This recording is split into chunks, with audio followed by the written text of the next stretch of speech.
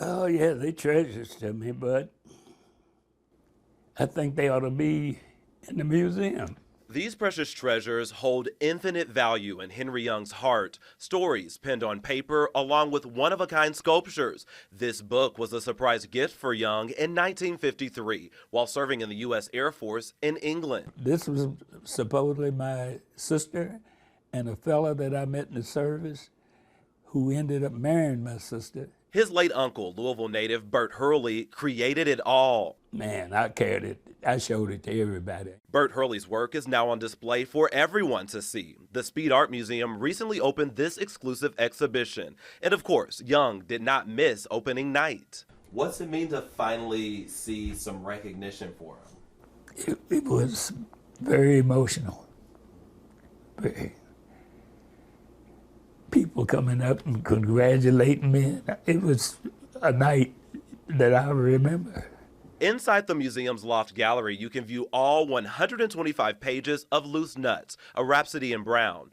The handwritten manuscript combines mystery with a little drama, all of it blossoming from the imagination of Bert Hurley. It is a whimsical fictional story set in Louisville's West End during the 1930s, and it features a cast of over 80 real-life characters, virtually all of them African Americans from here in Louisville. Take a closer look. On each page, Hurley flexes more and more of his artistic muscles, from intricate calligraphy to these delicate watercolorings. There's even a border hand-drawn on every single page. Bert Hurley was no stranger to detail. He was a painter, he was a sculptor, he was a musician, he was a songwriter, he was an author, he was a poet. He was just a Renaissance man. But he was not a full-time artist. According to Kim Spence with the Speed Art Museum, Hurley worked most of his life as an elevator operator.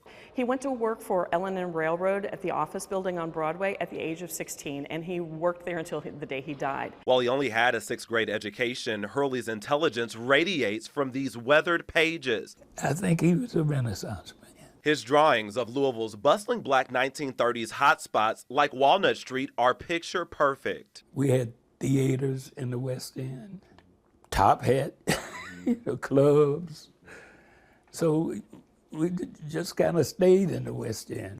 Hurley danced with fact and fiction, casting real-life people in his graphic novel. Judge Paul Matthews is actually played by the real-life principal at Central High School, who was stern and strict and disciplined, but he loved his students. Henry Young saw the sparkle of his uncle's self-taught talents decades ago, but now he's happy the masses can view it too. He lived in the West End, was black, just didn't matter.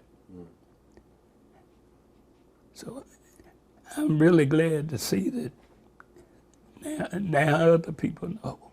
Marvis Herring, WLKY News.